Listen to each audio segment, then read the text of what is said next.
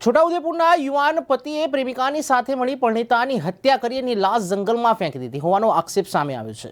છોટાઉદેપુરના ગોદરિયા ગામ પાસે પરિણીતાનું થયેલું ખૂન સમગ્ર પંથકમાં ચકચાર મચ્યું છે। ગોદરિયાના જંગલમાંથી લોહી લુહાણ હાલતમાં પરિણીતાની લાશ મળી આવી છે। છોટાઉદેપુર નગર પાસે આવેલ ગોદરિયા ગામના જંગલમાં ગત રોજ તારીખ 5/12/2023ના કેળીબેન વરસનભાઈ રાઠવા આશરે ઉંમર 35 વર્ષની છે, ત્યારે હાલ રહેવાસી ખુટાલિયા અને પોલીસ લાઇન બ્લોક નંબર 6માં રૂમ નંબર 102માં રહે છે। ત્યારે લાશ ઉદેપુરની લાશ બપોરે 3 વાગ્યાની આસપાસ મળી આવી હતી।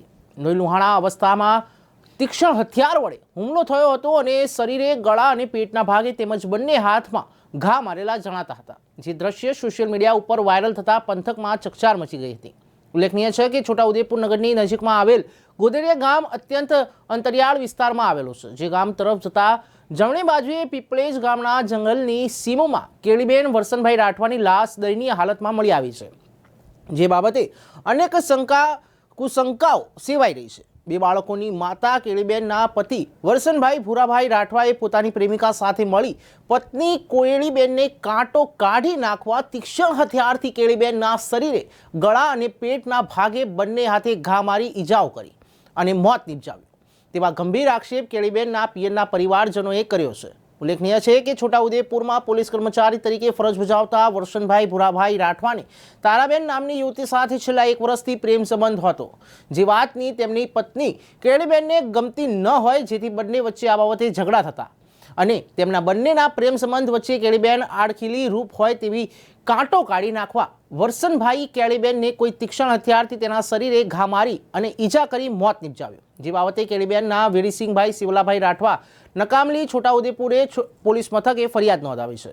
પોલીસે ઇફકો કલમ 302 મુજબ ગુનો નોંધી વધુ તપાસ હાથ ધરી છે। મારું નામ રાઠવા વેરસિંહભાઈ શિવલાભાઈ, ગામ નકામલી। જે કાલે ગોંદરિયા ગામની સીમમાં જે લાશ મળી છે તે વોટ્સઅપ ફોટા મંગાવતા મારી બહેનની લાશ મળી આવેલ છે અને તે સીમમાંથી જે પણ લાશ ત્યાં નાખી હોય કે પછી એનું મર્ડર થયું માલુમ પડે છે, અમે પોલીસ કેસ આપીએ છીએ અને જે હત્યારો એને પકડાય એ અમે માંગ છે। જેનો ઘરવાળો હતો શું નોકરી કરે છે, તમને કેવું લાગે છે? એ વરસનભાઈ એ પોતે મારા બનાવી થાય છે અને એ પોલીસ ખાતામાં નોકરી કરે છે। તમને શું લાગે છે આજે થોડી એના પર શંકા જાય છે, એ જ પોતે છે એવું લાગે છે। શું માંગ છે તમારી? અમારી માંગ છે તે અમારે કડક સજા થાય ને ન્યાય મળે એવું થાય છે।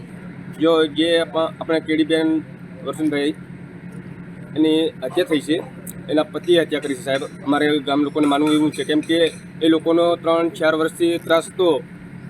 પહેલાં એકલી હાથે રહેતો હતો, 2 વર્ષ પછી ભાઈ બીજી લાવેલો છે, બરાબર, બીજી પત્ની લાવેલો છે। એના ત્રાસથી આ ભાઈને ને અમારી કેળીબેન રાઠવા કરીને એને આ ભાઈ બેન બંને થઈને હત્યા કરેલ છે એવું અમારે માનવું છે। ગામ લોકોને બધાને કેવું બી છે, ઘર લોકોને બધા ઘરનાને બી ખબર છે, કેમ કે એ જ્યારે બીજી નવી બાયડી લાવ્યો એ બાયડીના કારણે એને 2 જણ થઈને હત્યા કરેલ છે।